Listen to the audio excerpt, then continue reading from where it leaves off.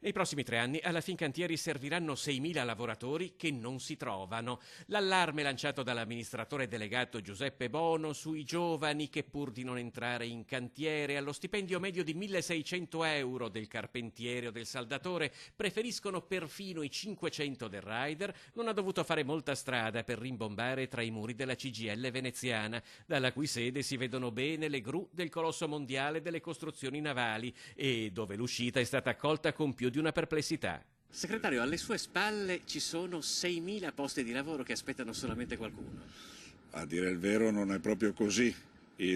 Purtroppo noi abbiamo una situazione in cui i giovani vedono un mondo del lavoro precario, un mondo del lavoro in cui spesso i diritti non vengono garantiti e quindi una situazione molto più complessa di quella che viene descritta. Penso a quei 4.000 e passa lavoratori che ci sono alle mie spalle, che lavorano nelle aziende degli appalti, che non hanno una mensa, non hanno diritto ad avere uno spogliatoio, che vengono pagati con paga globale oppure con contratti pirata.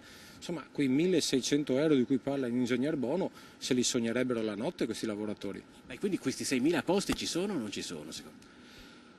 Ma se io sto al dato di crescita della Fincantieri e quello che hanno prospettato potrebbero anche esserci, uso il condizionale, il problema è capire dove, sicuramente non all'interno dei lavoratori diretti della Fincantieri, ma sicuramente negli appalti. Abbiamo lavoro per 10 anni e cresciamo a un ritmo del 10%, ha detto Bono, esortando i genitori a spronare i figli. Ma dare ancora una volta la colpa ai giovani, fannulloni o bamboccioni, a seconda delle definizioni che si sono susseguite negli ultimi anni, alla CGIL appare troppo semplicistico.